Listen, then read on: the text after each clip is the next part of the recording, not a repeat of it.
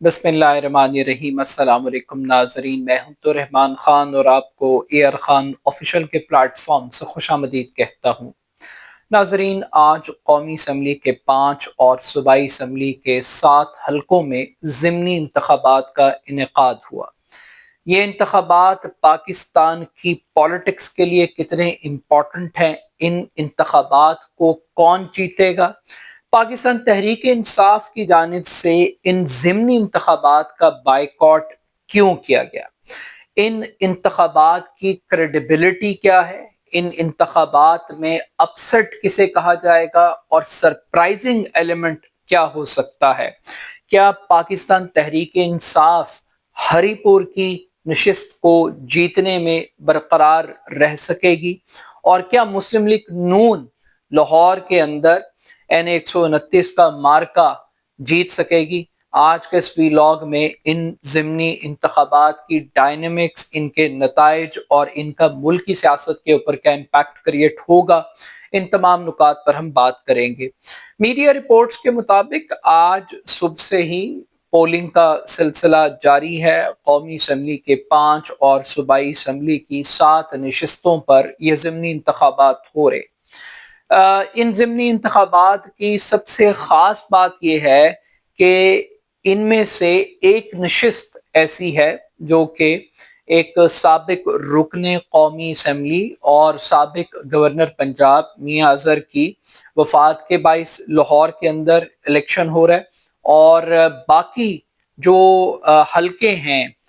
4 कौमी असम्बली के, वहाँ पर 9 मई के मुकदमात की वजह से तहरीक इंसाफ के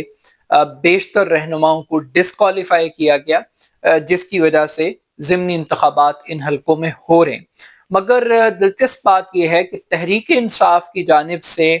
लाहौर और हरीपुर की नशिस्त को छोड़कर बाकी तमाम कौमी और सूबाई असम्बली के हलकों का बाइकआउट किया गया, और इसके पीछे लॉजिक और जस्टिफिकेशन ये दी गई है कि तहरीक इंसाफ ये समझती है कि उनके मुंतखब अरकान की डिस्क्वालिफिकेशन गैर कानूनी थी, और वो अगर ज़िमनी इंतखाबात में हिस्सा लेते हैं तो वो इस इंतखाब को लिजिटिमेट कर देंगे, तो वो कानूनी बना देंगे, तो इस इंतखाब को कानूनी बनाना नहीं चाहते। मगर जहां पर वो बाइकआउट कर रहे हैं वहीं वो खैबर पख्तूनख्वा के अंदर जो उमर अयूब साहब की नशिस्त है हरीपुर की, वो उस नशिस्त के ऊपर कंटेस्ट कर रहे हैं, और इसके लिए तहरीक इंसाफ के मल्टीपल जवाब हमें सुनने को मिलते हैं। बाज़ लोग ये कहते हैं कि उनको लगता है कि खैबर पख्तूनख्वा की जो विकेट है वो वहाँ पे बड़े आराम से फेयरली कंटेस्ट कर सकते हैं, उनके लिए वहाँ कैंपेन चलाना मुनासिब है, उन्हें किसी किस्म का कोई बड़ा चैलेंज वहां पे दरपेश नहीं है। जबकि पंजाब के अंदर तहरीक इंसाफ के लिए लेवल प्लेइंग फील्ड मौजूद नहीं है। अब जो हलके हैं, ये कौन से हलके हैं जहां पर ये इंतखाब हो रहा है, और इन हलकों की अहमियत क्या है। सबसे पहले जैसे मैंने आपको बताया कि हरीपुर का हलका है, उमर अयूब साहब ऑपोजिशन लीडर थे, जब उन्हें डिस्क्वालीफाई किया गया अब उनकी अहलिया यहाँ से कंटेस्ट कर रही हैं, और बड़े भारी मैंडेट के साथ ये हल्के से मुंतखब हुए थे। इसके बाद हम पंजाब की बात करें तो पंजाब में लाहौर से अगर हम आगाज करें तो N129 है, जहां पर मियां हाफिज नोमान साहब वो कंटेस्ट कर रहे हैं PMLN से। इन्हें मियां अजहर साहब से 30,000 वोटों से शिकस्त हुई थी। 30,000 का गैप था जनरल इलेक्शन में। अब मियां अजहर साहब के नवासे इलेक्शन कंटेस्ट कर रहे हैं, हमाद अजहर ने तो इंतखाबात में हिस्सा नहीं लिया। ऑल्दो के जो अरसलान साहब हैं गैर मारूफ शख्सियत हैं, लोगों ने वोट इमरान खान के नाम पर देना है। इनकी कैंपेन कोई बड़ी वाज़े तौर पर बड़े भरपूर अंदाज से नहीं चल सकी, और तहरीक इंसाफ को उन्हीं मुश्किलात का सामना रहा। पार्टी डिसिप्लिन का भी इशू था, तंजीम साजी के भी बहुत सारे मैटर्स थे। तो कैंपेन तहरीक इंसाफ की ऐसा हमें इस हल्के में कोई खास नजर नहीं आई। मगर तहरीक इंसाफ का वोट बैंक इंटैक्ट है, लोगों में ये बात मौजूद है कि जो गीजर के निशान पे शख्स इलेक्शन कंटेस्ट कर रहा है वो तहरीक इंसाफ का कैंडिडेट है। अब जिस तरह 8 फरवरी के इलेक्शन में तहरीक इंसाफ के लोगों ने जोक दर जोक निकल कर वोट कास्ट किया, अब ये इस हल्के में इम्तहान है कि क्या अब भी लोग उसी तरीके से उसी जज्बे के साथ نکلیں گے اور اپنے ووٹ کا استعمال کریں گے، اور ووٹ کا اگر استعمال کر بھی لیتے ہیں تو کیا جو رزلٹ ہے، جو نتائج ہیں، وہ اسی کے مطابق نکلیں گے جو عوام کی خواہش ہے، یا خلائی مخلوق کی خواہش کو مد نظر رکھا جائے گا؟ تو ایک یہ بڑا سوال ہے۔ مگر اس حلقے کے اندر ایک بجاش نیازی صاحب ہیں، نیازی ایکسپریس کے ایک مالک ہیں، ان کا بہت بڑا ایک بزنس ہے، ٹرانسپورٹ کمپنی ہے۔ یہ بھی عمران خان صاحب کی تصویریں لگا رہے ہیں، اور یہ بھی کینڈیڈیٹ بنے ہوئے ہیں، اور یہ حماد رضا صاحب کو انہوں نے ٹارگٹ بنایا ہوا ہے۔ تو کچھ لوگ یہ کہہ رہے ہیں کہ یہ تحریک انصاف کے ووٹر کو کنفیوز کرنے کے لیے بجاش نیازی صاحب کو خود حکومت نے اتارا ہے، اور یہ حکومت کی فرمائش کے اوپر یہ لائے گئے ہیں۔ تو اب حافظ نعمان صاحب بھی ارائیں برادری سے تعلق رکھتے ہیں، میاں اظہر صاحب کے نواسے بھی ارائیں برادری، پورا خاندان ان کا مشہور ایک فیمس فیملی ہے۔ تو اب دیکھتے ہیں کہ اس حلقے کے اندر جو برادری بیس کے اوپر ووٹ پڑتا ہے وہ کس طرف جاتا ہے۔ پھر اس کے بعد فیصل آباد کی بات کرنے سے پہلے جو دوسرا انٹرسٹنگ حلقہ ہے وہ مظفر گڑھ کا حلقہ ہے، اور ڈیرہ غازی خان کی کانسٹیچوئنسی اس کو آپ کہہ سکتے ہیں، مظفر گڑھ ڈیرہ غازی خان کا علاقہ۔ یہاں پر زرتاج گل بڑی فیمس، بڑی ووکل تحریک انصاف کا ایک بڑا فیمس چہرہ، وہ اس حلقے سے دوسری مرتبہ رکن قومی اسمبلی منتخب ہوئی تھی، اور بڑے بھاری ووٹوں اور مینڈیٹ کے ساتھ ان کو بہت ووٹ پڑے تھے۔ تو یہ بھی حلقہ بڑا اہم ہے، اور اس کی اہمیت تھوڑی سی ڈیفرنٹ ہے۔ یہاں تحریک انصاف نے بائیکاٹ کی ہے، لیکن بائیکاٹ کے باوجود دو پولیٹیکل فیملیز کے اندر یہاں پہ الیکشن ہو رہا ہے، اور پولیٹیکل فیملیز سے میں کہتا ہوں تو دو برادریاں، خاندان ہیں، لغاری اور کھوسے، ایک پیپلز پارٹی سے کنٹیسٹ کر رہے ہیں اور ایک نون لیگ سے۔ لغاریز نون سے ہیں، اور دوست محمد کھوسا جو ایک زمانے میں چیف منسٹر بھی رہے پنجاب کے، وہ کنٹیسٹ کر رہے ہیں پیپلز پارٹی کی سیٹ پر۔ تو یہ ایک واحد کانسٹیچوئنسی ہے جہاں پہ کچھ لوگ کہہ رہے ہیں کہ کوئی ٹرن آؤٹ ہمیں دیکھنے کو ملے گا، یا کوئی تھوڑا بہت مقابلے کی کوئی فضا بنے گی۔ اس کے بعد آ جاتے ہیں جی فیصل آباد میں۔ فیصل آباد کے اندر سب سے پہلے تو صاحبزادہ حامد رضا صاحب ہیں، اور حامد رضا صاحب بھی ڈسکوالیفائی کر دیے گئے، اور یہاں پر حامد رضا صاحب کے مقابلے میں راجہ ریاض صاحب کے جو صاحبزادے ہیں وہ کنٹیسٹ کر رہے ہیں، اور یہ بڑا کلوز کمپٹیشن تھا دونوں کینڈیڈیٹس کا۔ تو راجہ ریاض صاحب کا بیٹا تو دوبارہ کنٹیسٹ کر رہا ہے، اور پھر اس کے بعد ہم دیکھتے ہیں کہ ایک اور حلقہ ہے فیصل آباد کا، وہاں سے طلال چودھری صاحب کے بھائی کنٹیسٹ کر رہے ہیں، اور یہاں پر بھی تحریک انصاف نے بائیکاٹ کیا ہے۔ تو یہ تو کچھ پنجاب کے حلقوں کا ایک تھوڑا سا ایک قومی اسمبلی کی حد تک ایک ریویو تھا۔ مگر اس پورے الیکشن کے اندر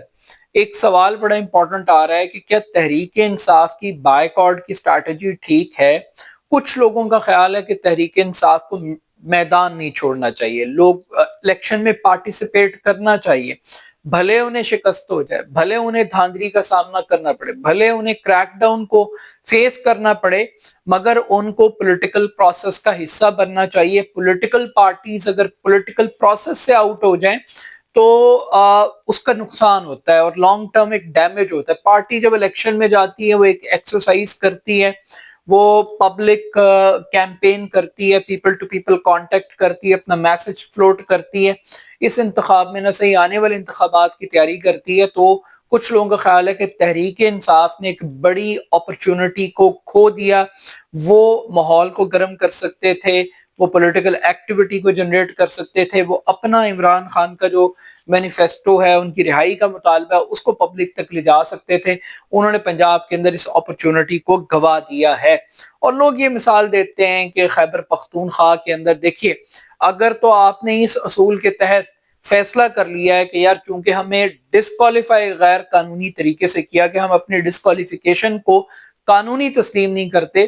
تو پھر آپ کو پورے ملک میں یکساں طور پر ایک پالیسی اڈاپٹ کرنی چاہیے۔ یہ نہیں ہو سکتا کہ ایک صوبے میں چونکہ آپ کی اپنی گورنمنٹ موجود ہے، آپ کو لگتا ہے کہ وہاں بڑے آرام سے آسانی کے ساتھ وہ سیٹ جیت سکتے ہیں، تو اس وجہ سے آپ کنٹیسٹ کر رہے ہیں۔ پنجاب میں آپ کو پتا ہے کہ آپ کے لیے جیتنا تھوڑا مشکل ہے،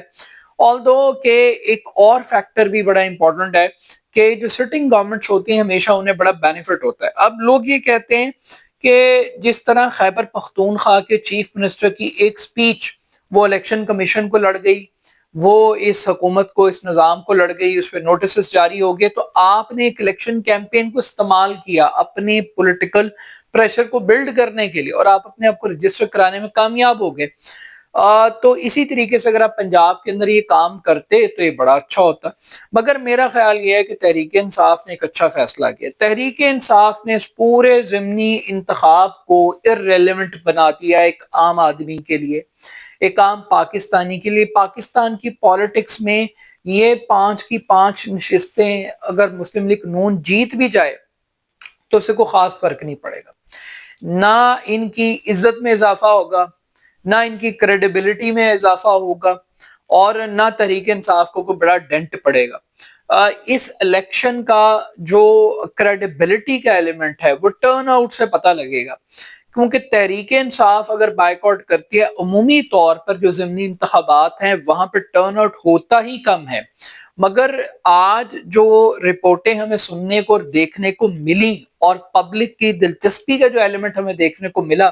اس سے یہ پتہ یہ لگتا ہے کہ لوگوں نے اس پورے پولیٹیکل پروسیس کو ریجیکٹ کر دیا ہے۔ لوگ انٹرسٹڈ نہیں ہیں۔ اس انٹرسٹ نہ لینے کی وجہ ایک تو فارم 45 کی کنٹروورسی ہے جو آج بھی ہم سن رہے ہیں لاہور میں بالخصوص، کہ جناب فارم 45 الیکشن کمیشن کے عملے کے پاس موجود ہی نہیں ہے، اور پھر جو ہمارے ہاں گنتی کا اور رزلٹس کو چینج کرنے کا، منور کرنے کی وجوہات ہیں، اس سے لوگوں کی ووٹ کی جو سینٹٹی اور جو پروسیس ہے اس سے لوگوں کا اعتماد اٹھ گیا۔ لوگ اب بلیو نہیں کرتے کہ ان کے ووٹ سے تبدیلی آئے گی، اور پھر پولیٹیکل پارٹیز نے بھی مایوس کیا ہے کہ لوگ ووٹ دے کر جوش میں جذبے میں آتے ہیں کہ یار تبدیلی آئے گی، لیکن وہ دیکھتے ہیں کہ جو بھی پولیٹیکل پارٹی پارلیمنٹ میں جاتی ہے وہ ان چیزوں پر لڑ رہی ہے جس کا عام آدمی کے ساتھ کوئی تعلق نہیں ہے، تو وہ پالیٹکس ارریلیونٹ ہوگی۔ پولیٹیکل پارٹیز کسی اور سیارے پر رہ رہی ہیں اور ایک عام آدمی کسی اور کینوس کے ساتھ چیزوں کو دیکھ رہا ہے اور اینالائز کر رہا ہے، تو ایک ڈسکنیکشن ہے ایک عام آدمی کا اس پورے پولیٹیکل پروسیس کے ساتھ، اس ڈیموکریسی کے ساتھ۔ تو ایک فیکٹر تو یہ ہے، اور دوسرا فیکٹر یہ ہے کہ جب بھی ضمنی انتخاب ہوتے ہیں تو اس میں جان کینڈیڈیٹس ڈالتے ہیں، اس میں جان پولیٹیکل پارٹیز ڈالتی ہیں۔ جب ایک ہیوی ویٹ الیکشن میں حصہ نہیں لیتا تو پھر ایک واک اوور کی سچویشن ہوتی ہے، اور یہ جو واک اوور کی سچویشن ہے اس کی وجہ سے بھی لوگ الیکشن میں حصہ نہیں لیتے۔ ایک وہ لوگ جو جمہوریت سے مایوس ہیں، الیکشن کے پروسیس سے مایوس ہیں، اور تیسرے وہ لوگ جو تحریک انصاف کے حامی اور ہمدرد ہیں، جو سمجھتے ہیں کہ یار اس الیکشن میں جاننا ہی ووٹ چوری کو سپورٹ کرنے کے مترادف ہے، وہ 9 مئی کے مقدمات کو لیجیٹیمیٹ کرنے کے مترادف ہے، تو لوگوں کا نہ جانا اس الیکشن کے خلاف ایک فیصلہ کنسیڈر ہوگا۔ تو پرسنٹیج سے آپ کو پتہ لگے گا کہ کتنے فیصد لوگ اس الیکشن میں حصہ لیتے ہیں اور وہ کتنا ٹرن آؤٹ کنسیڈر ہوتا ہے، تو اس سے ہمیں یہ بات کنسیڈر ہو جائے گی۔ مگر کچھ لوگ یہ کہتے ہیں کہ الیکشن جیسا بھی ہو اس میں کوئی نہ کوئی سرپرائز اور اپسٹ کا ایلیمنٹ ہوتا ہے۔ سرپرائز کے طور پر کہہ لیجئے یا اپسٹ کہہ لیجئے، مثال کے طور پر جو ہزارہ کی سیٹ ہے ہری پور کی،